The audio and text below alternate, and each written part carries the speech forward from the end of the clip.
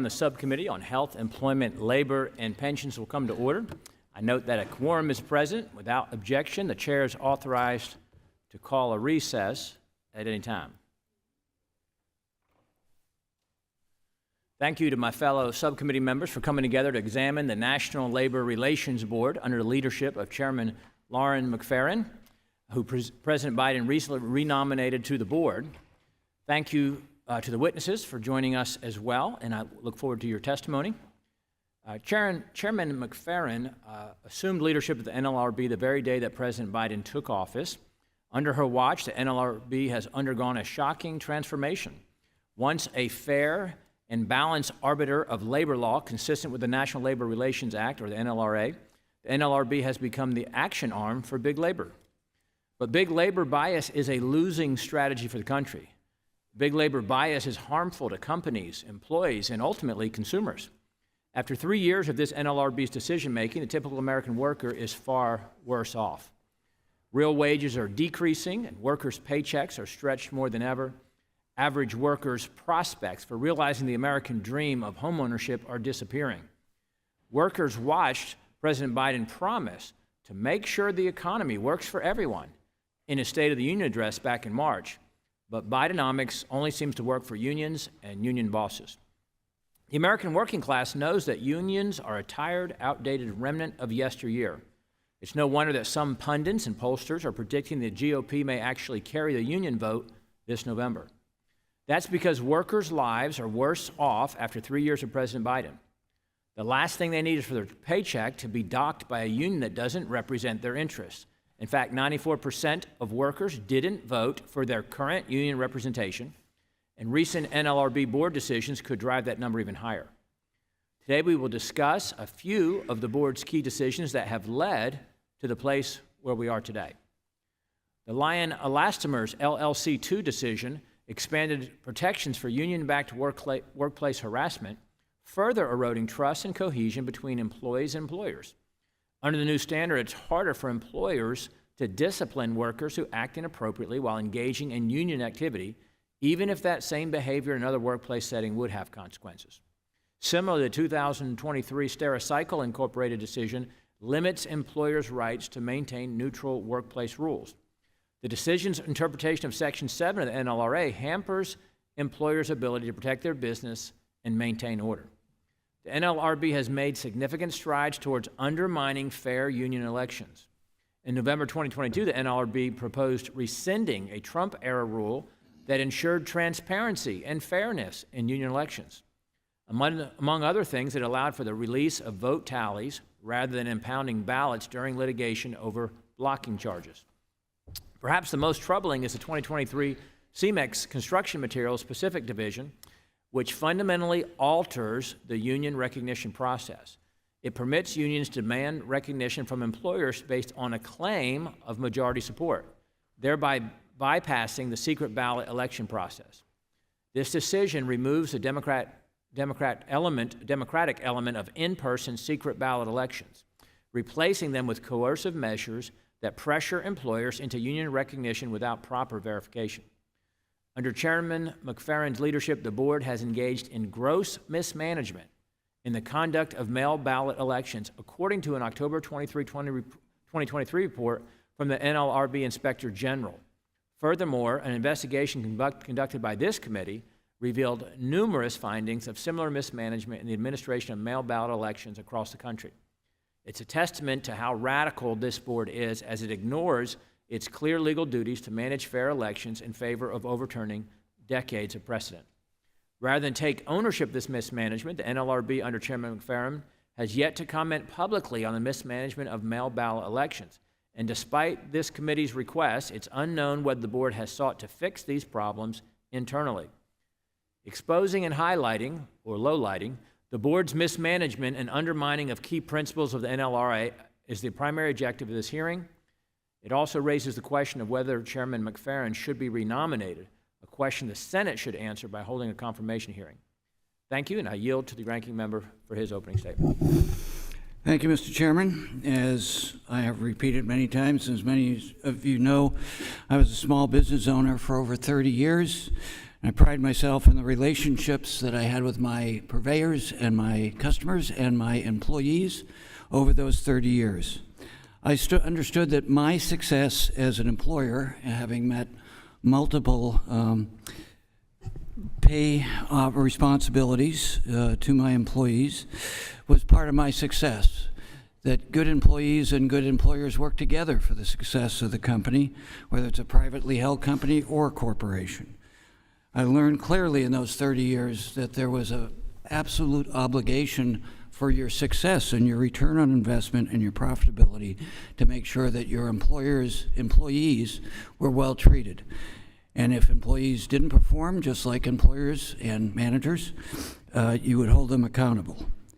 And as a former union member, I know firsthand the benefits of union membership and the power workers' unions have to bridge the gap between workers and their employers to help not only union workers succeed, but all workers.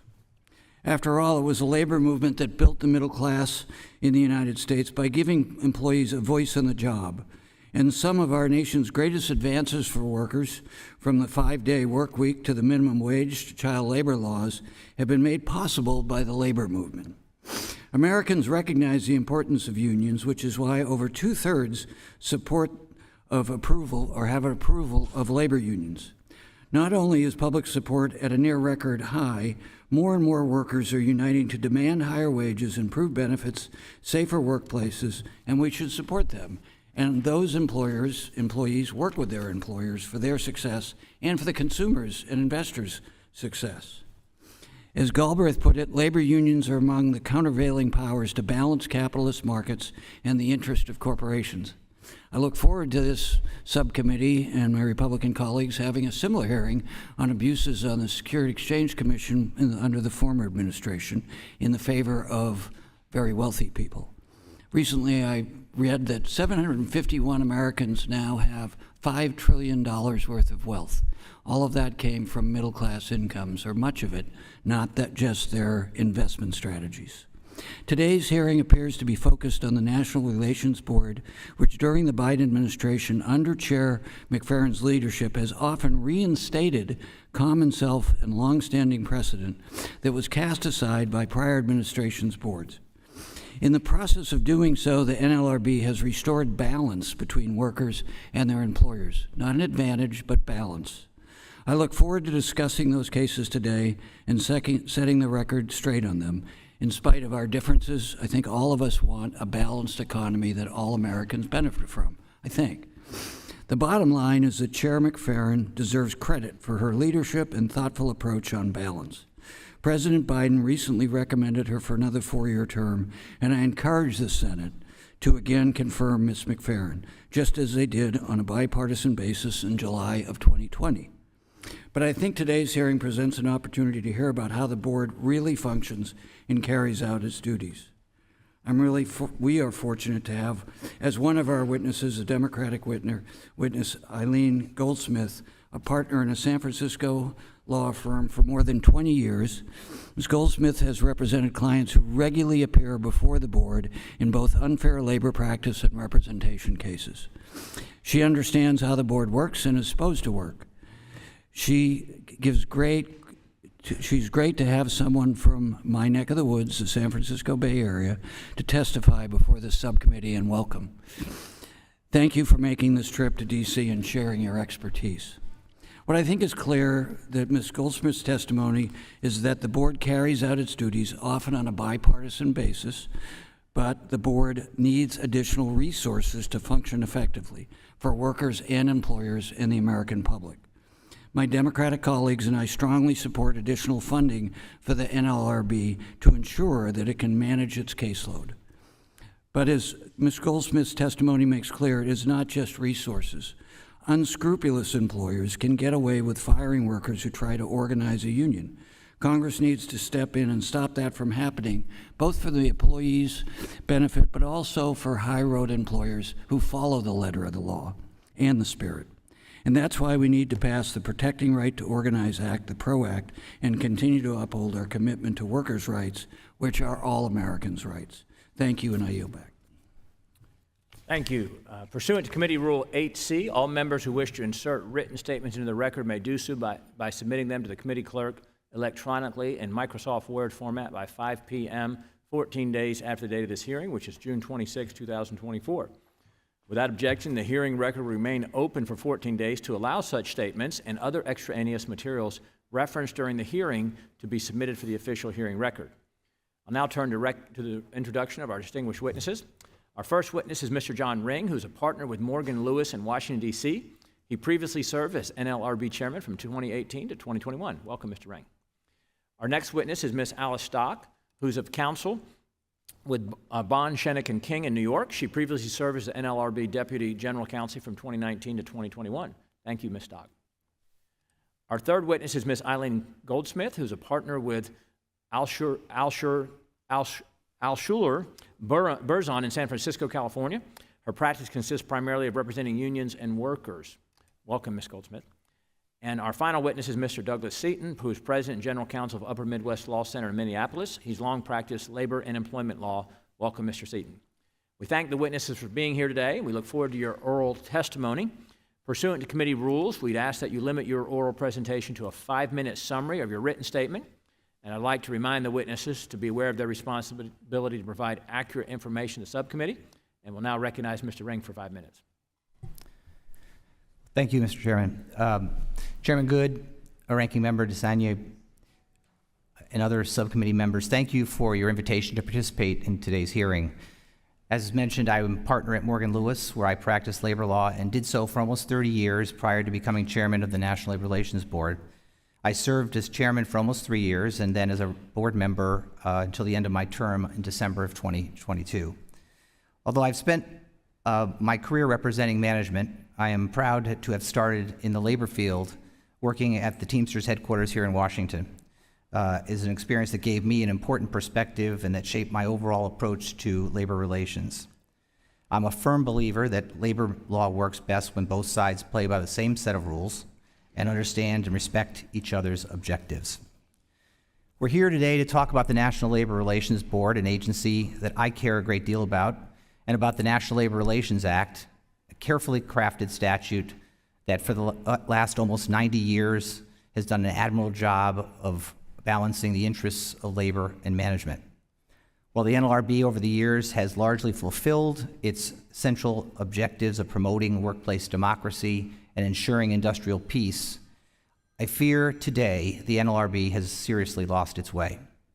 The current Biden board majority and the NLRB General Counsel are promoting a particular agenda and attempting to administratively rewrite the act.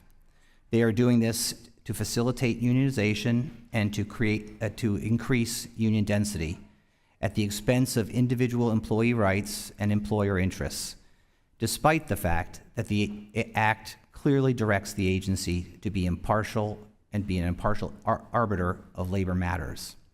Approximately 8 years ago, many had similar concerns about the NLRB.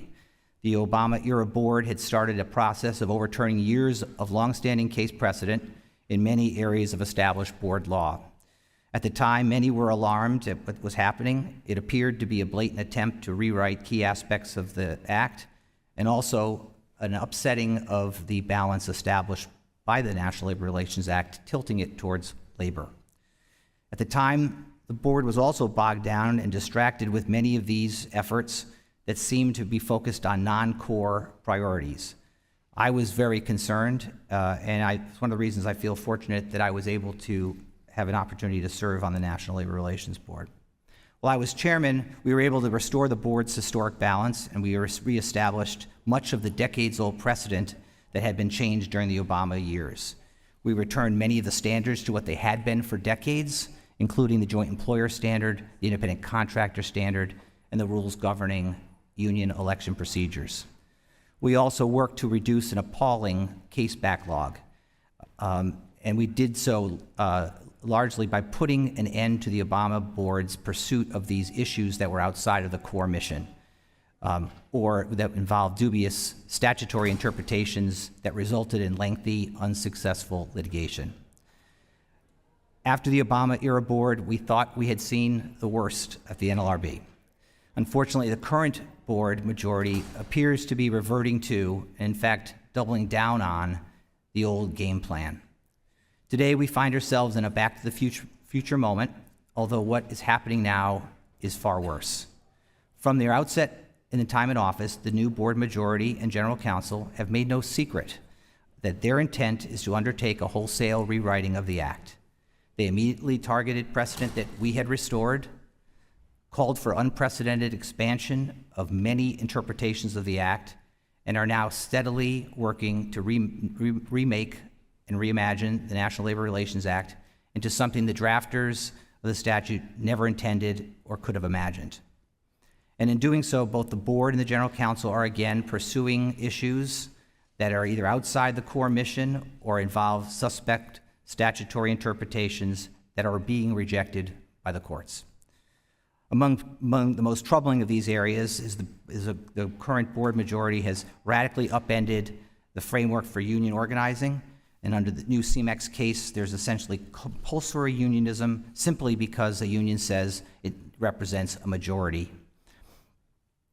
The board now imposes unionization on employees through mandatory bargaining orders based solely on their conduct of their employer, and despite the fact that Congress rejected card check repeatedly, there's now card check in the NLRB process. I'll end my statement by saying no one claims the NLRA is perfect, but at times both labor and management have suggested otherwise in some amendments. But in the end, it's Congress that makes the federal labor law, not the NLRB. Thank you. Mr. Ring. We'll now recognize Ms. Stock for 5 minutes.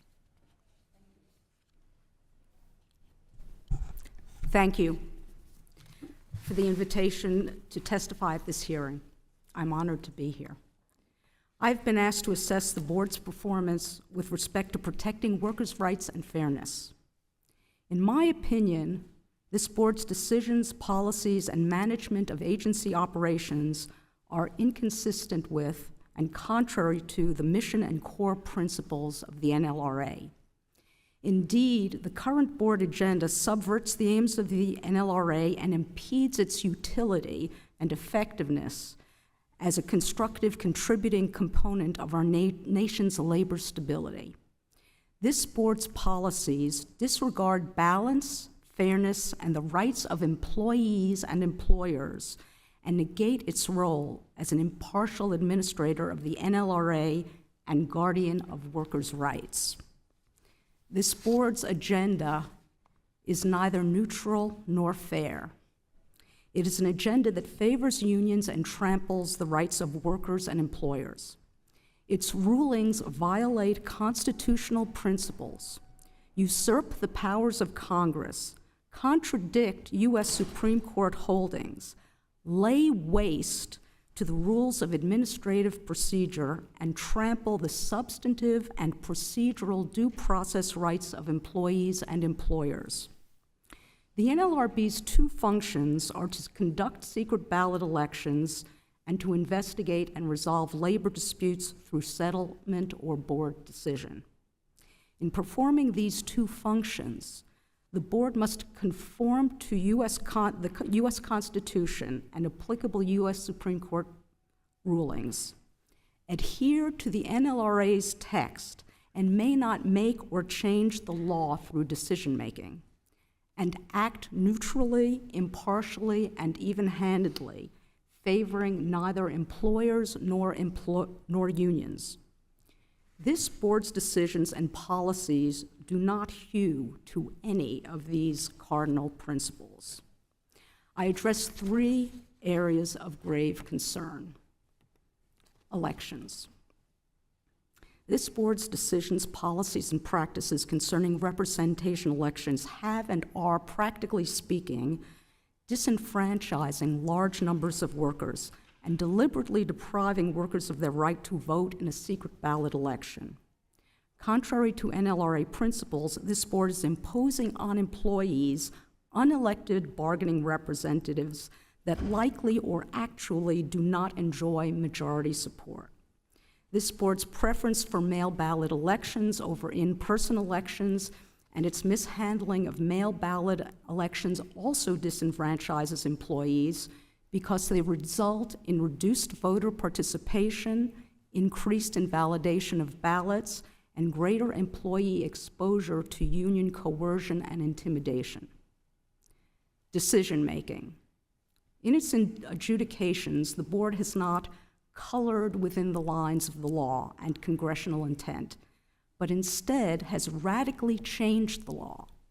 The board's decisions exhibit a troubling disregard for the core principles of the NLRA, for its obligation to follow applicable U.S. Supreme Court precedent, for the rights of employees and employers, and for substantive and procedural due process. Caseload mismanagement. Case processing times and backlogs have increased at all levels of the NLRB during periods of decrease or no tangible increase in case filings. These backlog increases can only be attributed to mismanagement by agency officials. Enshrined as a core principle of the NLRA, and indeed of our democracy itself, is the selection of a representative through a secret ballot election. The secret ballot election has been the gold standard for selecting bargaining representatives since 1935. This board has nevertheless pursued an anti-democratic policy agenda to eliminate secret ballot elections, thereby depriving employees of the free choice and selection of a bargaining representative that is guaranteed by the NLRA. In its zeal to push its policy agenda and rewrite the text of the NLRA, this board has ignored the bedrock concepts of our legal system: fairness and due process. The board's decision-making and mismanagement of elections and agency caseload negatively impact the effectiveness of the NLRB and undermine its authority and credibility as a neutral arbiter of labor disputes. They also subvert the purposes of the NLRA and endanger its utility and effectiveness as a source of labor stability and a pillar of economic growth of our nation. Time has expired. I'm sorry. Thank you very much, Ms. Stock. Ms. Goldsmith is recognized for 5 minutes. Thank you, Chairman Good. Thank you, Chairman Good, and Member Desaulnier, members of the subcommittee, for the opportunity to testify today. I am a practicing union lawyer in San Francisco. I've been representing labor unions for more than 20 years, and I want to bring the focus to what does this agency actually do from the perspective of someone who practices regularly before the agency representing clients. What does the board do? The board's central duty is to protect employees' rights under the Act in Section 7. And I think it's worth looking at the language of Section 7 for just a moment. It creates the right to self-organization, to form, join, or assist labor organizations, to bargain collectively through representatives of their own choosing, and to engage in other concerted activities for the purpose of collective bargaining or other mutual aid or protection. And it also, the Act also protects employees' right to refrain from those activities. In upholding the constitutionality of the Act, the U.S. Supreme Court in Jones and Laughlin Steel called those Section 7 rights a fundamental right. So that's the right we're talking about. That is what the board is interpreting every day. And I have the greatest respect for the Act and the rights that it created. In my testimony, I talked about typical examples of how the board operates, almost always in a very nonpartisan and unanimous fashion. And particularly when you look at cases down at the regional level, which is where the overwhelming majority of cases are actually resolved, they are resolved in a thorough, professional, and utterly nonpartisan way. I wanted to mention a couple of cases that kind of illustrate both what is the ordinary functioning of the board and what workers are up against when they attempt to exercise their Section 7 rights. And these few cases that I mentioned in my testimony from my own law firm, one is, and generally speaking, these cases involve the application of well-settled law to sets of facts, and they may not be grabbing headlines, but these are crucial functions of the board that workers and their representatives rely on, as well as employers. In one typical case that my colleagues handled in my firm, several workers who were employed by a construction contractor were fired when they tried to organize a union. After a union organizer met with workers at the job site, the workers followed up with that organizer, met with him, discussed unionizing, and signed authorization cards. The very next day, a supervisor told one of the workers that he, quote, knew what you guys did with the union yesterday, unquote, and directed one of those workers to fire the others because, again quoting, the company does not use those type of people. A supervisor confirmed later that day that all of the workers had been fired. The union filed a charge against this company for alleging that the company fired those workers for having tried to unionize. And following a thorough investigation by staff at NLRB Region 21, the board's general counsel found probable cause to believe the employer violated the act. The case proceeded to a hearing, and I can't say it any better than the ALJ said it. The motive for the workers' firings, best supported by the record, is that the company hoped that by terminating a handful of employees, including some relatively senior and influential ones, it could quell interest in a nascent union campaign. And as the data shows that I discuss in my written testimony, what happened at that company is hardly isolated. The other point I'd like to raise briefly is elections. My firm has recently handled several elections involving Stanford Healthcare and Packard Children's Hospital. In each case, the union and the employer stipulated to the proposed bargaining units and the terms of those elections, so the employer agreed to handle those by mail ballot. They went very smoothly. They had very high participation by the voters, 79 to 100% participation. And we were very grateful for the efficiency and professionalism of Region 32 staff in handling those matters. Despite the NLRB's important work, a critical problem that confronts both labor and management is the severe understaffing at the board and the budget, which was flatlined for almost a decade until a slight increase in fiscal year 23. That is not good for anyone. I'm sorry, the time has expired. Thank you, Ms. Goldsmith, and we'll finally recognize Mr. Seaton for 5 minutes. Thank you, Mr. Chairman, Ranking Member DeSagne, members of the committee. You have a full bio and the written testimony I've provided in much more detail than I can review here, of course, today. But my background is simply that I've taught and practiced and written about labor history, labor law, labor relations for 40-plus years. I now work for a nonprofit, nonpartisan public interest law firm, but I'm speaking here simply as an individual because of my concern about the status of the National Labor Relations Board's deliberations and the functioning of our labor relations system, a great institution in our country. I believe that Senators Wagner and Taft and Representative Hartley, the authors of our labor laws, would not recognize the direction of the NLRB under the current chair. The genius of the American labor law system is in several respects contrasting with that of other major democracies and those influenced by Western democracy. We have three critical things going for us in our system. One, our employees choose union representation or not, and can extricate themselves from that representation if they wish to do so. That's important and it's unique. Second, we have a system based on single employer bargaining, not national accords, not national strikes over political and social issues, but individual employer agreements, which is a very, very important thing for our system. The third piece is we have a tripartite balanced system which recognizes employee rights, union rights, and employer rights. And that's a system of checks and balances that's very familiar to the members of this subcommittee. It's the same one we have functioning in our Constitution nationally. Those are important things to preserve. It's a balanced system with employee choice at its center, and it functions by returning to equilibrium whenever one group overreaches, gets out over its skis.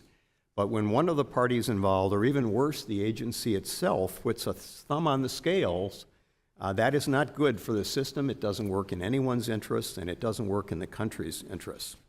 I have grave concerns that the current board, under its current chair, is not adhering to the spirit and purpose of the NLRA as I've described it in several of its recent decisions and actions. The clear pro-union institutional bias of the current board chair and corresponding anti-employee and anti-employer animus are particularly disturbing because, as this subcommittee knows, unions represent only 6% of our workforce in the private sector, 6% of the workforce, and even less when you consider the large number of service providers who function as independent contractors, choosing not to be employees themselves. Now, as time allows, I'll mention a few specific areas of concern which I have over the current board. There are 6 in number. I'll try to be very brief for the committee's pleasure. Employee free choice. Everyone at this table has mentioned that free choice. That's a choice that extends to either selecting or unselecting union representation.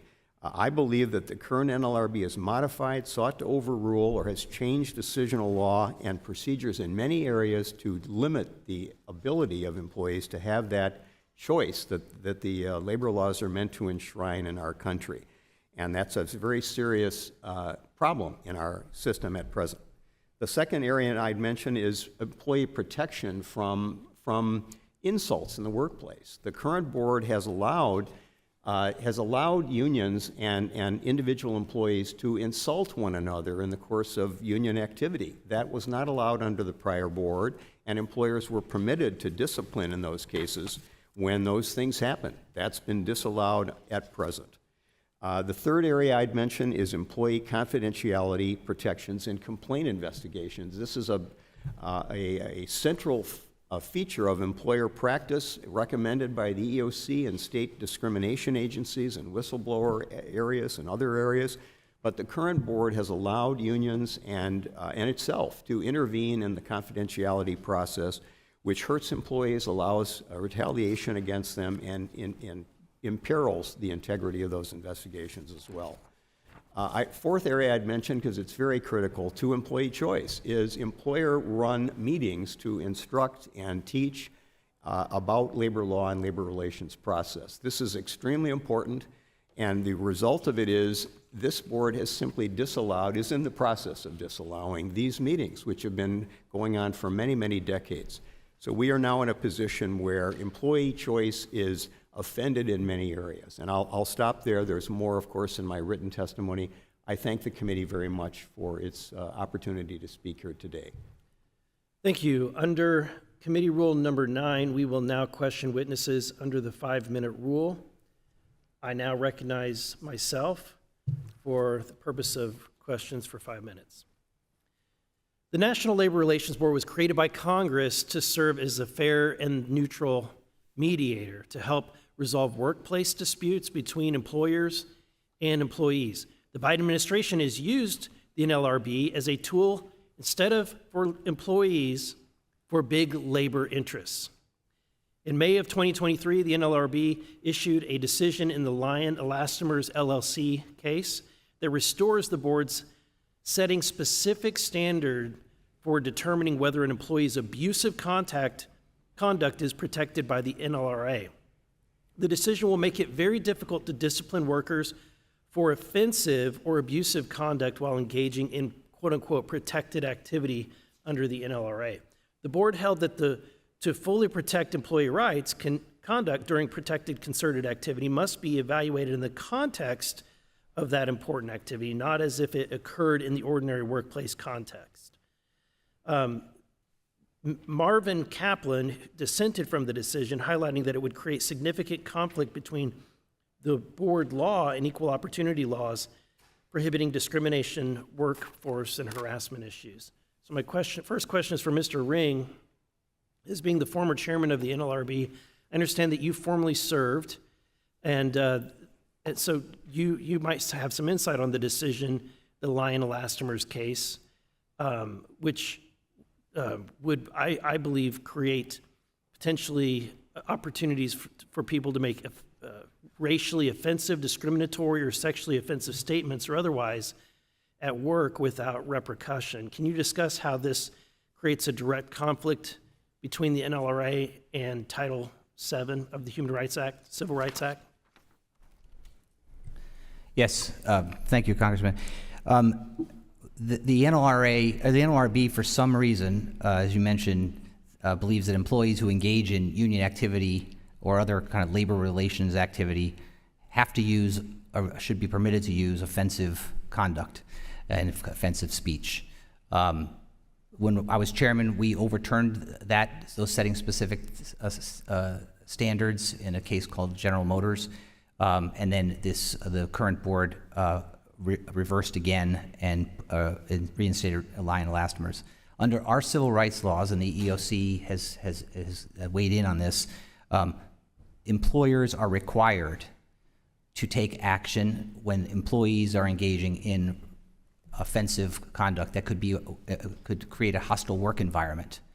The NLRB then takes the position that that is protected. So it puts employers in the position of having to decide whether to violate the civil rights laws or the EEO laws, or a violation of the National Labor Relations Act. And the conduct that was permitted under this standard is abhorrent. Awful. So in essence, you can be racially, you can discriminate, you can be offensive, you can commit sexual harassment, so long as you are organizing. Or worse than that, as long as you are mentioning wages, hours, or working conditions while you're talking about that. Thank you. Mr. Seaton, the NLRB issued decisions to limit the circumstances and times when employees can decertify or change union representation. Can you discuss how this has made it more difficult for workers and eliminated their choice whether or not to withdraw from a union? Yes, thank you, Mr. Chairman. Yes, a core principle, of course, as everyone at the table has said before the committee, is employee choice. Part of the choice is a choice to end union representation, and that's the decertification election process. That process has been truncated under the current board chair, so that in prior circumstances where this had been available, at the sale of a business in many cases, at the termination of a collective bargaining agreement, in an impasse situation, or simply when the employees chose to do so, when a contract wasn't in effect, the board has truncated this right and has typically undermined the decision the employees have made in many of these instances, saying that somehow the employer is always involved somehow when a decertification takes place. And I think this is a fundamental trampling on the rights of employees to make these choices, and it has been a serious problem under this current chair. I believe that employees should have the choice to remain in the union or negotiate with their employer without a union representation, which is why I introduced the Workers' Choice Act. I now recognize Mr. Courtney for 5 minutes. Great, thank you, Mr. Chairman, and thank you for the witnesses for being here. This is our 6th hearing in the 118th Congress on this subcommittee that I would really almost just describe as union bashing.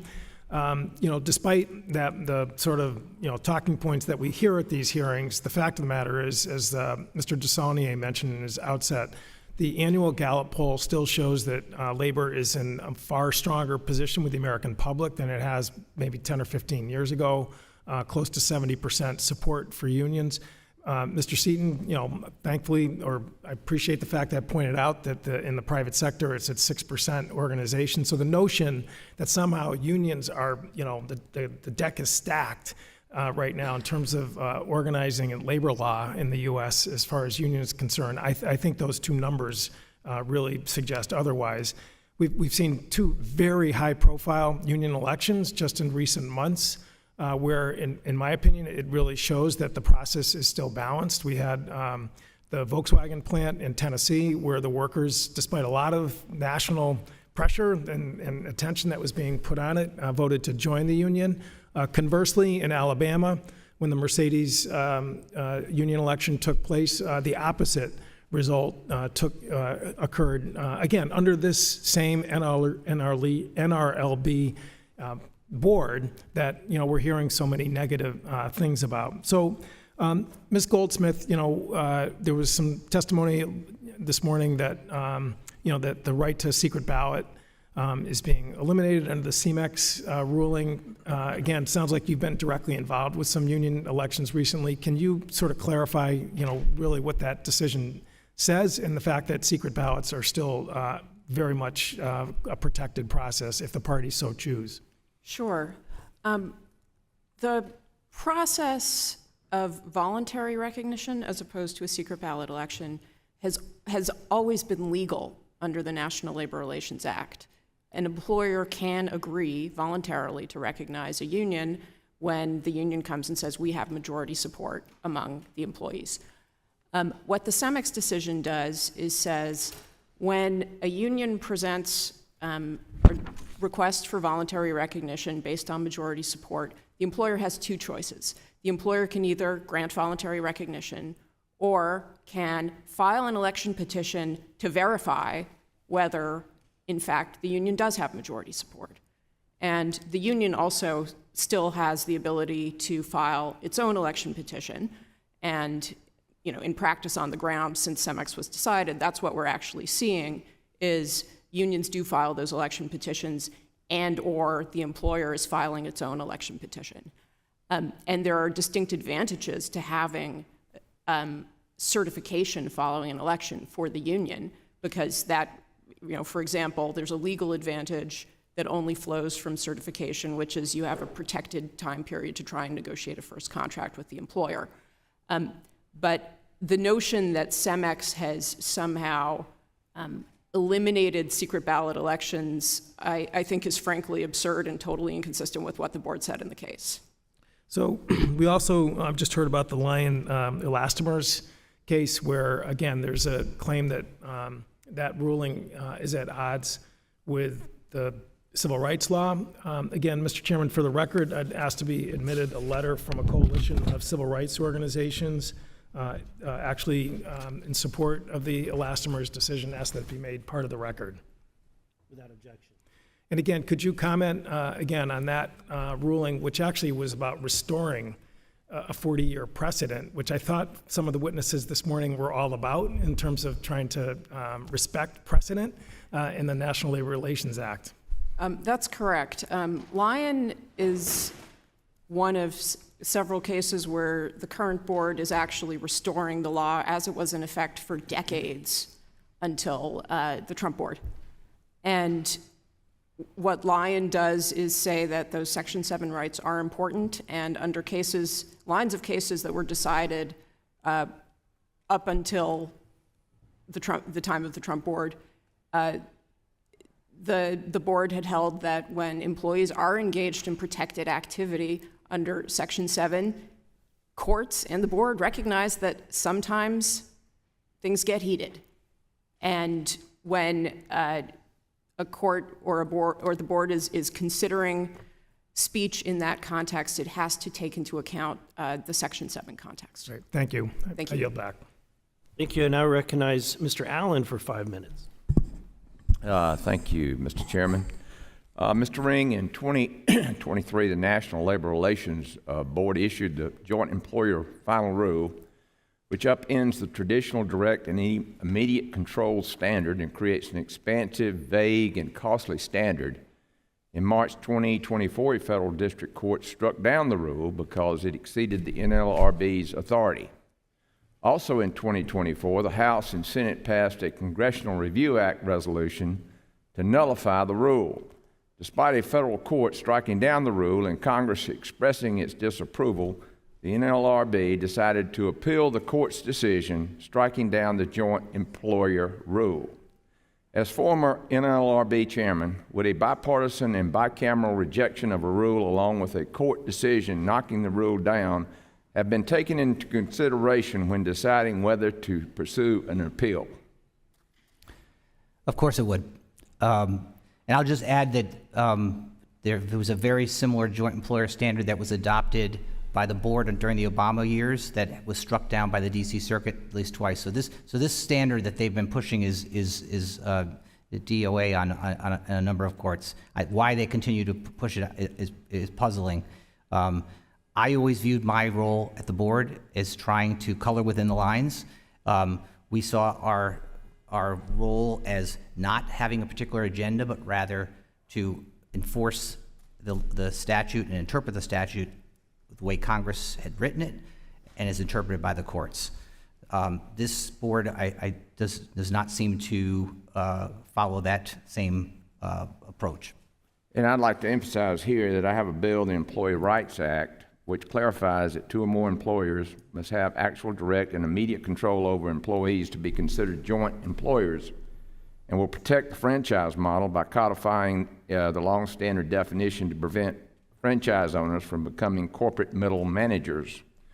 Mr. Seaton, during Chairman McFerrin's tenure, the board has revised election rules for union representation and decertification elections to diminish employees' rights to refrain from union activity. Can you discuss some of these basic changes made by this board? Yes, thank you, Representative.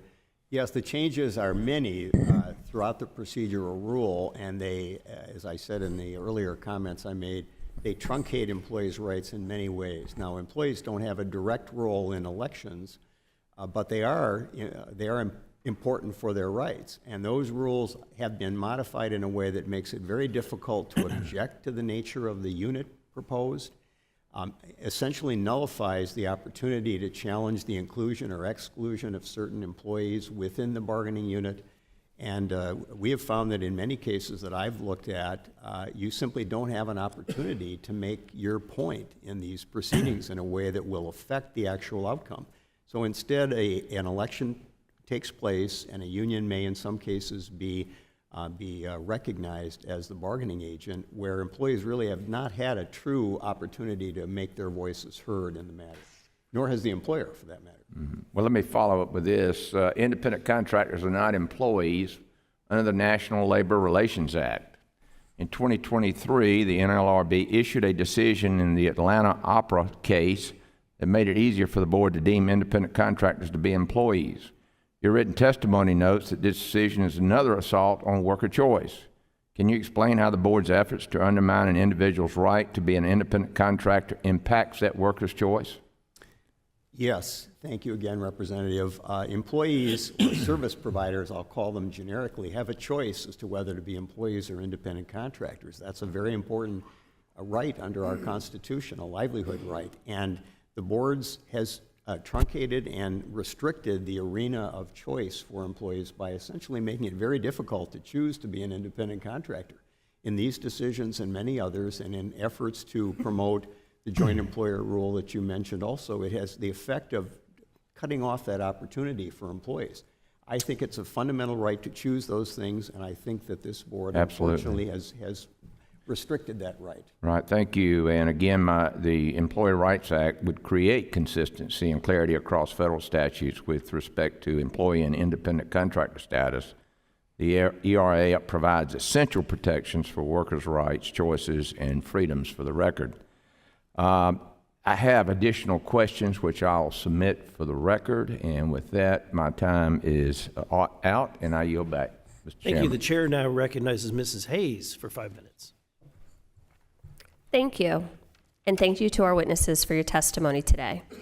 Last year, 16.2 million workers were represented by a union, with the total number of workers in unions growing by 191,000. However, it's important to keep these numbers in context. The percentage of workers represented by a union in 2023 decreased slightly from 11.3% to 11.2%. This is now the 6th hearing in this subcommittee during the 118th Congress on the topic of unions and the freedom of workers to organize. That is one hearing for every 1% of the private sector workers represented by a union in 2023. The right to organize, collectively bargain, and form a union has been the law for nearly a century. Despite this long-standing precedent, many employers continue to commit unfair labor practices because the benefits of union busting outweigh the penalties for breaking the law. In FY 2023, charges of unfair labor practices were up 10%, and in the first 6 months of FY 24, unfair labor practice charges rose by 7%. Until recently, employers faced no monetary penalty for illegally retaliating against workers for exercising their right to organize and form a union. If a worker was fired for participating in a union drive, they were entitled to back pay following the resolution of a case before the NLRB and could have their job reinstated at that point. But the employer would have to provide the money they would be paying had they not broken the law, but the worker could face additional negative consequences beyond lost wages. Without a source of income or benefits from the employer, a worker may rack up credit card debts, miss rental or mortgage payments, and deal with unexpected medical expenses. In December of 2022, the NLRB issued a decision in Thrive, Inc., allowing the board to seek a make-whole remedy for an affected worker for all direct or forcibly pecuniary harms due to an unfair labor practice. My question is for Ms. Goldsmith. In your experience, when workers can only win back pay after suffering from an unfair labor practice by employers, are they truly made whole? Thank you for the question. When an employee is fired, let's say, for participating in union organizing, they might get a back pay remedy. It might be years after the fact, long after they've gone on to other jobs, long after they've moved on with their lives. And that back pay remedy will also be reduced based on whatever earnings they've had in the meantime. They can also experience all kinds of other direct losses, such as medical expenses they might have to pay out of pocket because they lost their health insurance when they got fired, or job search expenses that are connected to having been fired. The decision in Thrive acknowledged that all of those are part of making a person whole if they have suffered this kind of injury as a result of the employer's unlawful act. And Thrive, I'll add, just pointed out that those kinds of remedies have long been recognized in many cases decided by the board going back decades, and it just kind of collected them in one place. Thank you. In your testimony, you mentioned that in FY23, the board recovered almost $57 million in back pay for employees whose rights were violated. While that's an impressive figure, it strikes me as a sign that many unscrupulous employers are willing to just provide back pay to prevent workers from organizing. Will the board's decision in Thrive create a more meaningful deterrent against unfair labor practices, in your opinion? I think it contributes to being a more effective deterrent. The facts on the ground are that employers are willing to violate the act because the remedies are quite weak, honestly. And the more those remedies can actually act as a deterrent, the better off. Employers are willing to take the chance of violating the act because in the short term, in the facts on the ground, they get the result they want, which is to shut down the union organizing effort. Thank you. I have one more question, but I only have 10 seconds left, so I'm going to yield back so that my time doesn't expire. Thank you for being here today. I appreciate you. Thank you. I now recognize Mr. Wahlberg for 5 minutes. Thank you, Mr. Chairman, and thanks to the panel for being here. So often, when people think about labor policy, they don't think about it in the context of higher education. But as we know, college campuses have seen an uptick in organizing over the past several years, with many labor unions expanding to represent graduate instructors and other campus workers. And that's contributed to additional tension on college campuses, which has been magnified since October 7th. I want to highlight a Wall Street Journal opinion piece from March entitled, "My Union Dues Are Being Used Against Israel." The article details how Jewish graduate students at MIT are being forced to pay into a union that openly supports BDS, also with union representative that has been seen, witnessed by these students taking part in demonstrations calling for the destruction of Israel and making anti-Semitic statements. These MIT graduate students had to file an EEOC complaint arguing the union was discriminating against them based upon their cultural heritage and identity, and had failed to provide a religious accommodation to have their union dues deferred. Carrying on from a previous form of questioning, Mr. Ring, in 2023, the NLRB issued a decision in the Lyon Elastomers case that protects union supporters who make racially offensive, discriminatory, and sexually offensive statements or otherwise engage in offensive conduct. Based on the board's decision, would a union calling for a global intifada and the destruction of Israel, or a worker who makes anti-Semitic tropes against a fellow member be protected speech? Thank you, Congressman. I don't know the answer to that, but I think Lyon Elastomers case and the board's current stance on this issue would make it much less clear that it's not. I think under board law, those type of things should, in the longstanding board law, those types of things should not be protected by the Act. They're outside of the workplace issues, and they should not be protected. This board has signaled that they're willing to embrace that type of conduct as protected, or speech as protected, as long as it has some relations, they can point to something in the workplace.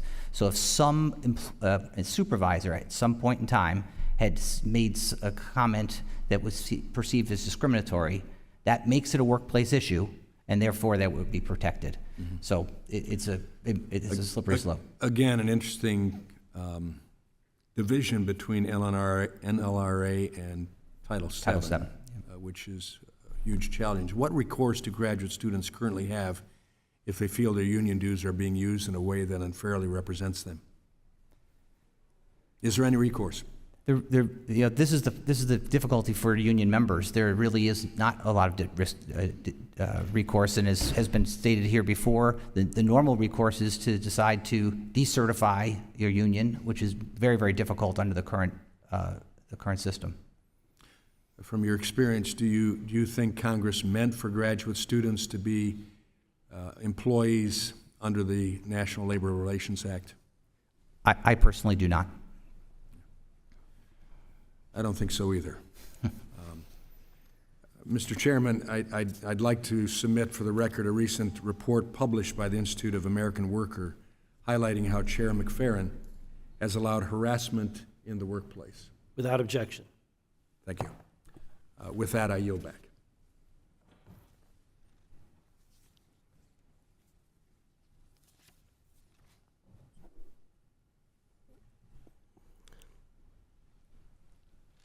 Okay, we now recognize Mr. Scott for 5 minutes. Thank you, thank you, Mr. Chairman. Ms. Goldsmith, do workers have a private right of action under the NLRA? No, they do not. And what does that mean for their ability to have their rights vindicated? So laws like Title VII and the FLSA provide private rights of action for individuals. So the individual can take their own case to court, prosecute their case, whatever they allege violated the law, subject to exhaustion under Title VII. Under the National Labor Relations Act, the worker can only bring their complaint to the agency. Agency staff investigates their complaint, decides whether or not to bring that case forward. And does that change? Does the vigorous nature of the cases depend on the administration? So down at the regional level, I think it does trickle down to the regional level how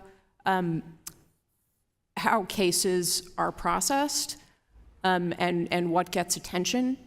But I will say that at the regional level, the staff are very professional and very thorough, and they work really hard to work up whatever charges are brought to them.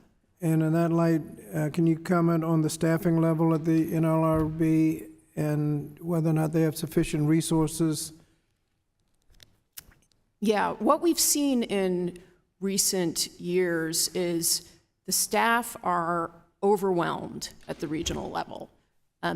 There's been a very dramatic increase in caseload, and that has not been accompanied by a comparable level of funding, and many regions have lost staff and have not been able to replace them. So that is really causing very difficult delays, particularly in processing the unfair labor practice charge cases. And can you say why it's critical that the NLRB have all 5 board seats filled? I think what's critical is that the board should always have a quorum. And what we saw in the late Bush administration and the early time of the Obama administration was that the board actually dropped down to 2 members, which was less than a quorum. And that led to, absolute gridlock. Cases were languishing for a very long time. Those people simply did not have the capacity to process the cases that were before the board at the time. And then the U.S. Supreme Court said that the 2-member board decisions were invalid because the board didn't have a quorum. So I would say that the really important thing is to make sure that the board always has a quorum. You commented on the insufficiency of penalties for unfair labor practices. Can you also comment as to what the level of penalties are as a deterrent for unfair labor practices? Well, there are no penalties per se in the Act, which is one of the problems in that the Act doesn't have a lot of deterrent power because it is limited to providing make-whole relief. And as you indicated, make whole could be nothing if the person got another job. Right. And in fact, if they got a good union job, they're probably making more than they were making at the plant they got fired from. Right. We often see that that workers, once you calculate the interim earnings, their back pay may be really negligible, and an offer of reinstatement maybe a couple of years after a worker was fired, they may not be interested in reinstatement anymore because they have moved on with their lives. And so what kind of deterrent is provided with that kind of system rather than a penalty that would actually punish unfair labor practices? Right. It's long been recognized that the remedial structure of the Act as it stands is not an effective deterrent to unfair labor practices. Many employers are just willing to even flagrantly violate the Act because they know that they're going to get what they want in the short term, and there won't be really any serious consequence. And how often does that happen? I mentioned some statistics in my written testimony that it happens with alarming frequency in election cases. Thank you, Mr. Chairman. Thank you. The chair now recognizes our chairwoman, Dr. Fox, for 5 minutes of inquiry.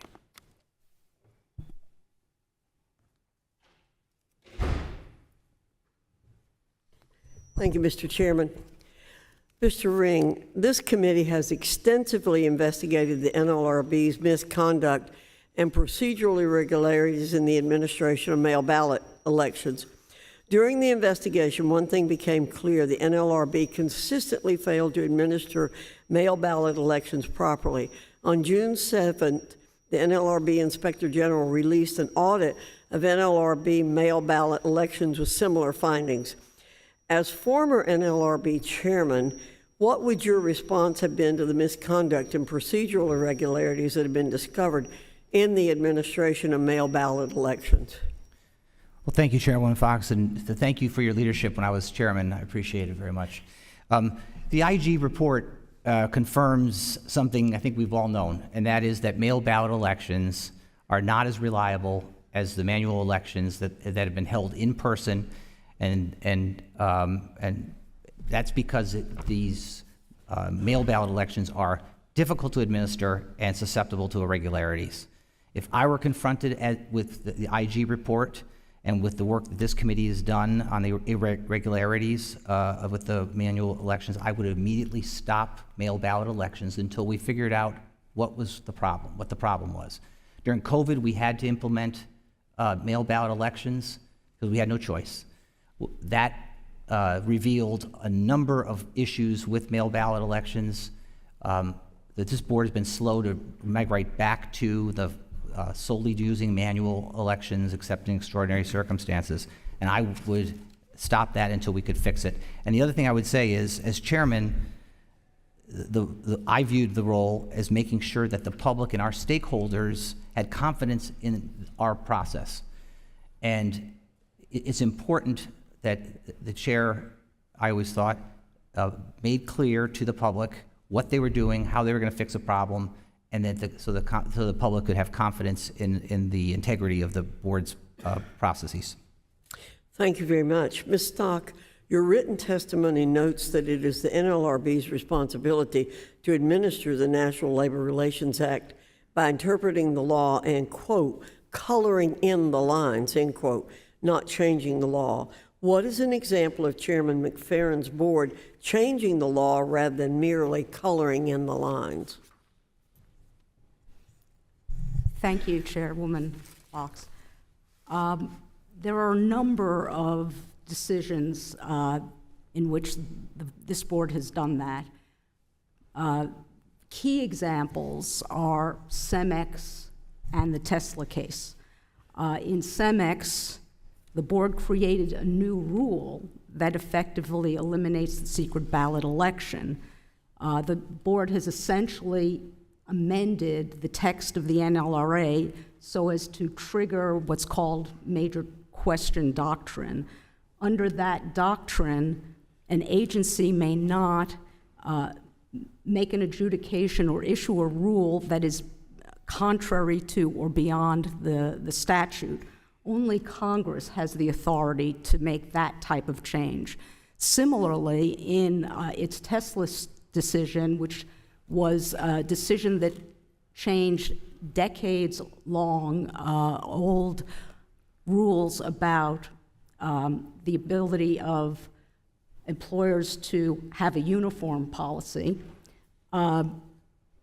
the board completely changed the rule and said that any uniform policy that could interfere in any way with an employee's right to display union insignia is unlawful, thus making every facially neutral, non-discriminatory uniform policy unlawful.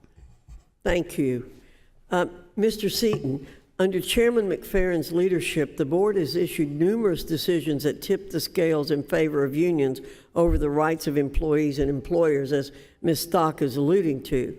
Can you discuss whether Congress enacted the National Labor Relations Act and created the NLRB to serve labor union interests?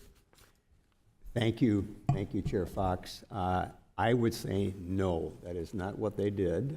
It is only in part what they did. They created a system that's designed to be balanced, to create unity in the country, to avoid industrial turmoil, and to give us a system of checks and balances in which employee rights are central, union rights are recognized, and employer rights are recognized. And I am afraid we've tipped the balance significantly under the current chair in the wrong direction. Thank you very much. Mr. Chairman, I ask to enter into the record letters from the following organizations highlighting NLRB Chairman McFerrin's disastrous record: the Coalition for a Democratic Workplace, the Institute for the American Worker, and the National Right to Work Committee. Without objection.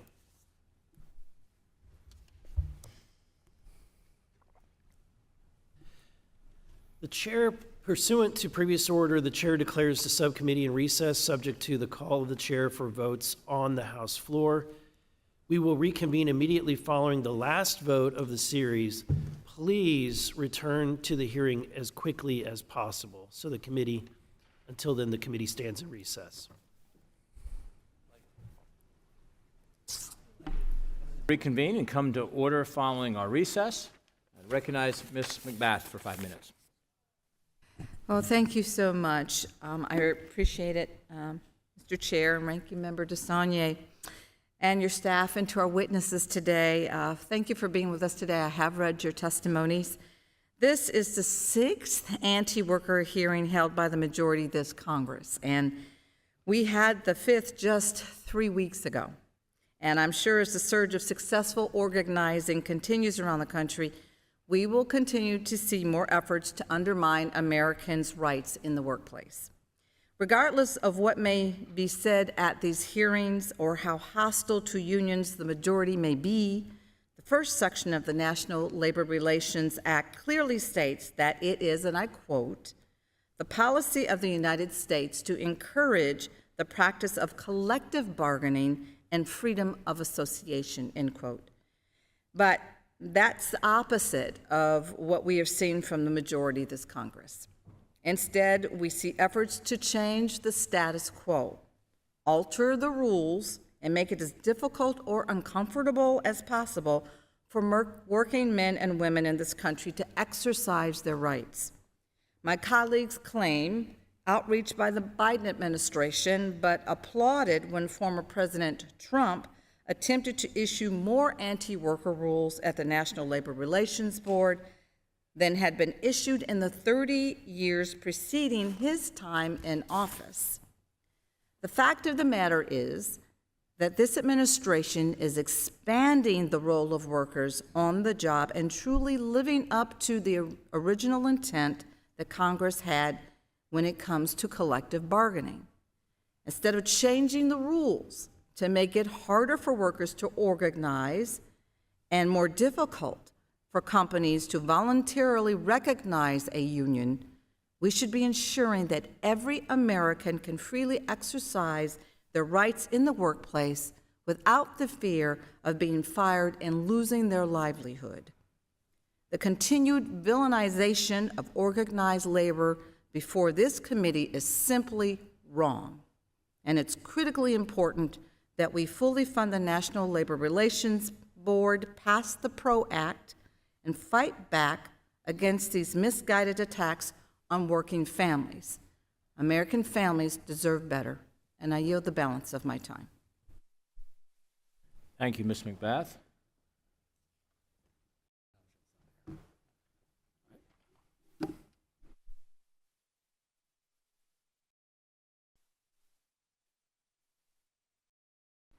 I now recognize myself for 5 minutes. Mr. Seaton, Chair McFerrin's board authored a concerning decision, as I'm sure you know, that protects employees who harass others. The Lyon Elastomers decision permits offensive and disrespectful conduct when it's related to union organizing. The Lyon decision restored the setting specific standard. Can you explain the history behind the standard and what it means? Thank you, Mr. Chairman. Yes, the standard that's being utilized in this case is one which would permit, I guess what we would call misconduct against other employees on the part of union partisans in the workplace. And within limits, that's an understandable rule. But what has happened in this case with respect to the current chair's activity at the board is that the rule has been extended to the point where insults that are basically sexist, discriminatory, racist, homophobic, those attacks can be permitted if they occur within distance of any union organizing activity. And that standard is, I think, an unfortunate one. It's not one consistent, in my view, with the purpose of the National Labor Relations Act.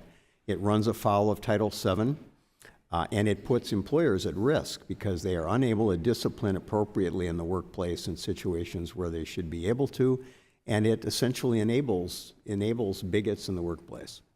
Yeah, it'll make it harder for employees to discipline their employees for abusive or profane behavior, and it would help foster a hostile work environment, which I think actually that's what union organizers want. They want a hostility towards the employer, towards management, towards the organization, towards the company. That's why it's a very unhealthy thing, I would suggest. Generally, the Lyon decision puts the National Labor Relations Act in conflict with civil rights law, like Title VII of Civil Rights Act of 1964, which, as you know, prohibits workplace discrimination based on race, color, religion, sex, national origin.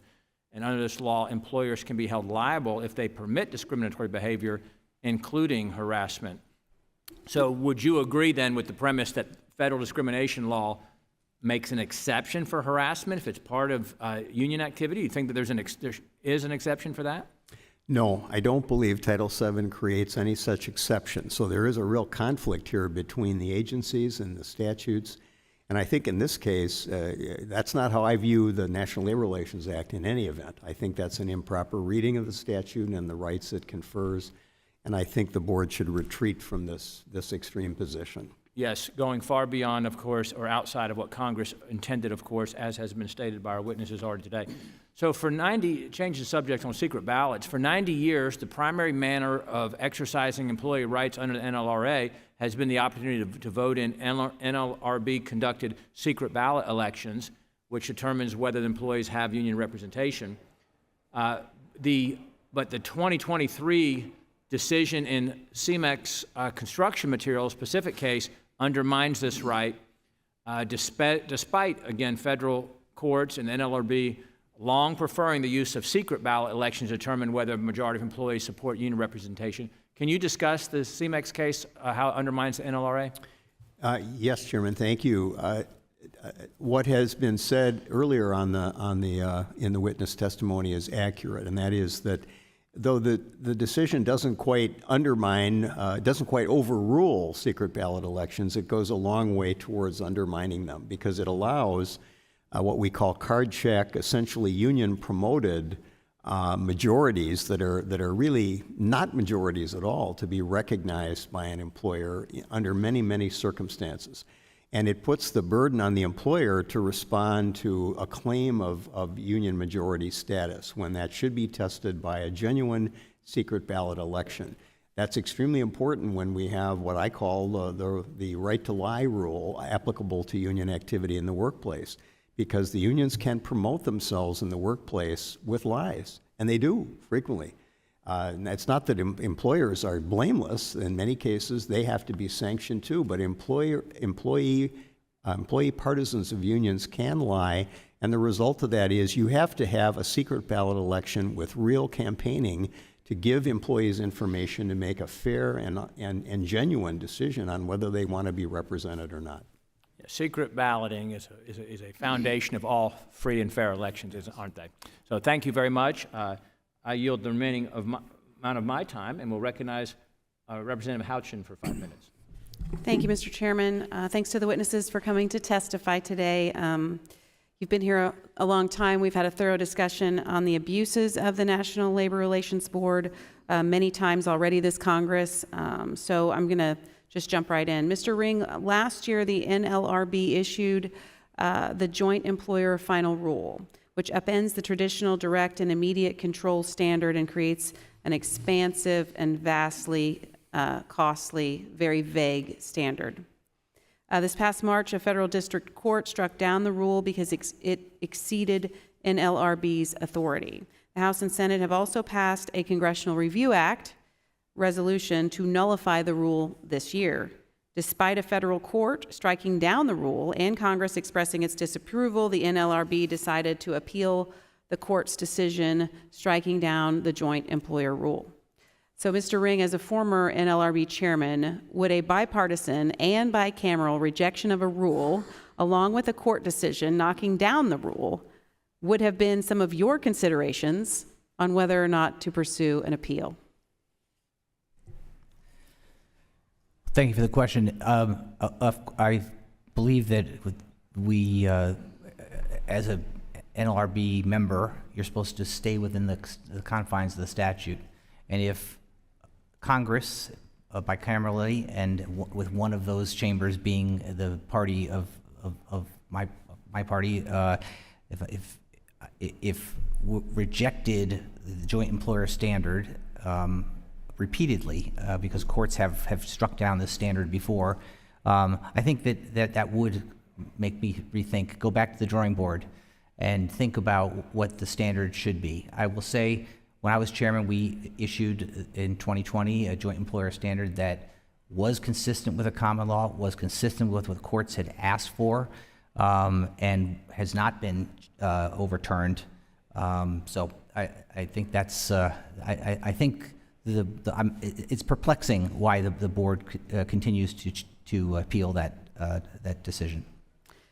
It looks like the board's choice to spend a considerable amount of time in these overreaching decisions that have been described by the federal courts as illogical, irrational, and nonsense have also resulted in the NLRB wasting funds and wasting time and wasting man hours. Their irrational focus on the joint employer rule has resulted in case backlogs at the NLRB that have increased to 17,682 in fiscal year 2023, an increase of approximately 8,500 since fiscal year 2020.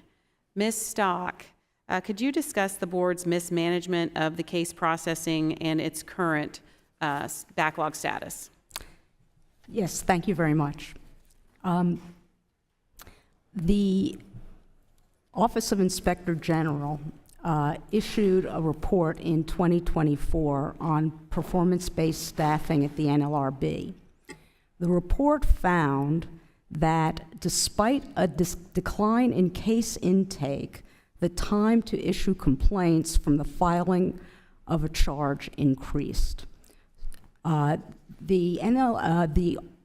Inspector General found that the methodology that the NLRB used to assign field staff did not meet government-wide guidance, lacked an appropriate system of internal controls, and as a result, the agency is at risk of not allocating FTEs in the field offices in a manner that would ensure that it meets its goals and objectives.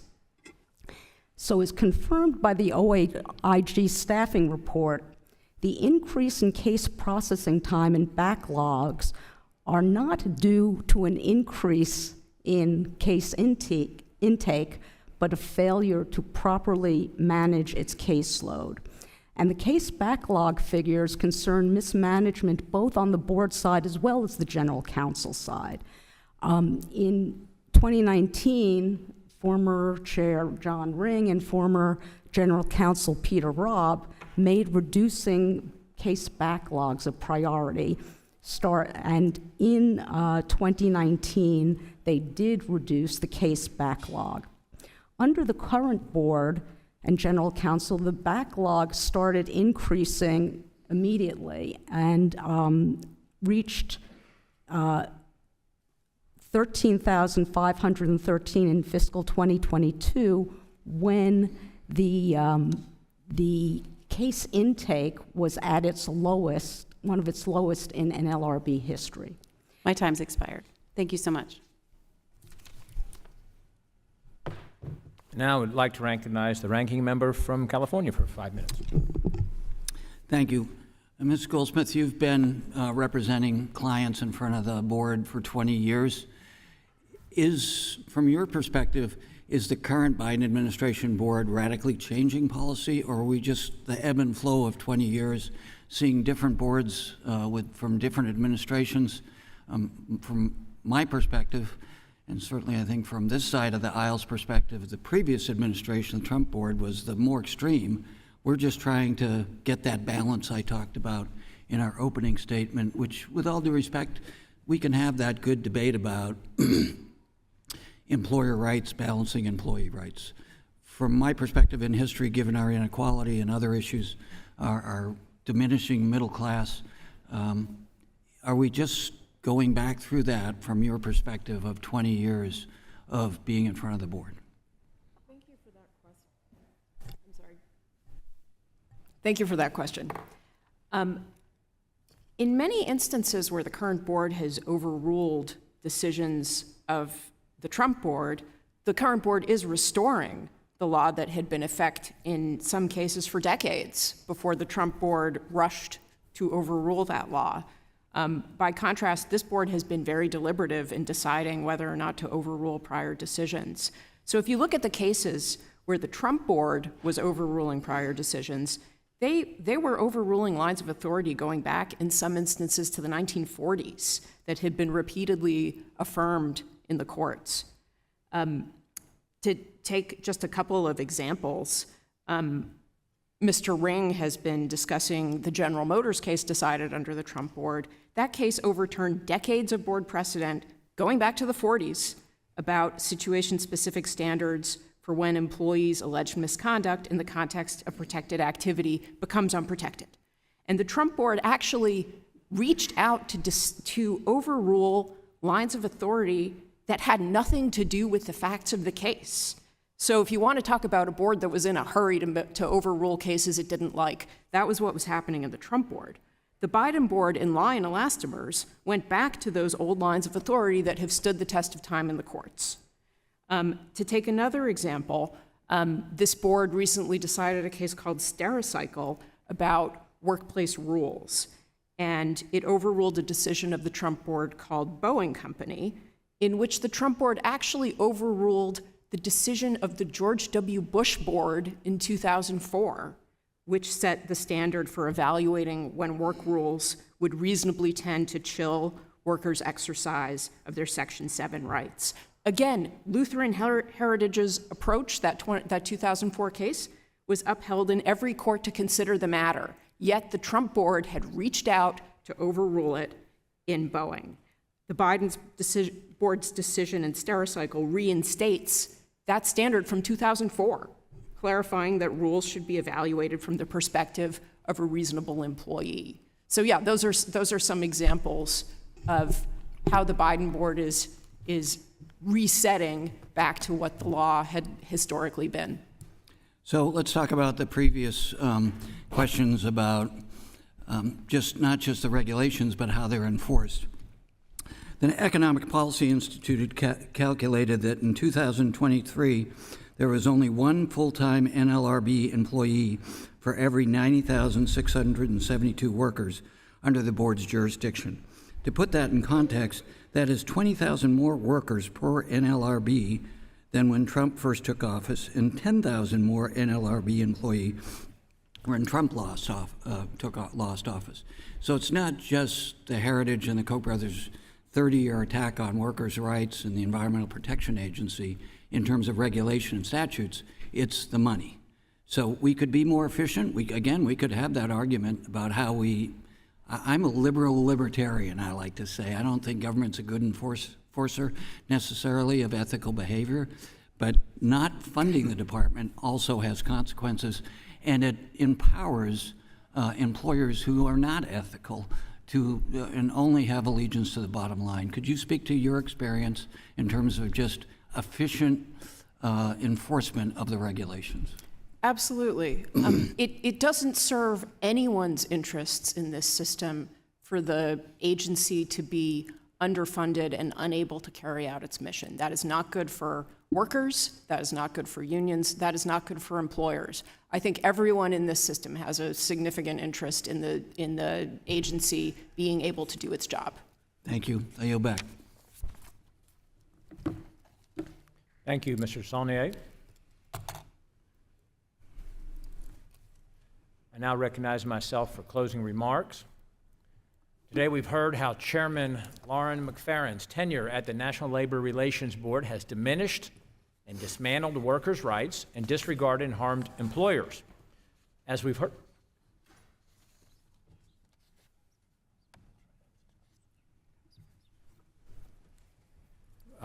my apologies. I'm going to let you go ahead and do your closing remarks first, Mr. Saulnier. I went from your questions right to closing, so I'm thank you. fine with either. I can be the last to speak, or all right. We disagree on policy, but we don't disagree personally, which, I think the way we should work in a civilized democracy or republic. Thank you, Mr. Chairman. Thank you to our witnesses for your testimony today. Throughout American history, labor unions have served as engines of economic growth and positive change for the working class. They're human institutions, just like corporations, and they are imperfect. But They have served a very important role in the success of this country. The surge in support for unions among American people is undeniable. The workers across the nation are united to advocate for higher wages, better benefits, and safer workplaces. Under President Biden's and Chair McFerrin's leadership, the NLRB has reinstated precedent and restored balance for workers. It's not an extreme board from my perspective or from a historical perspective. These actions aim to prevent employers, or I should say unethical employers, not all employers, from infringing on workers' rights without repercussions.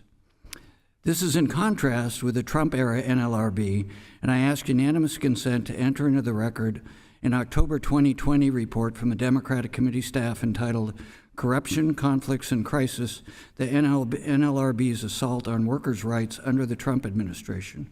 This staff report outlines various anti-worker attacks by the Trump-era board.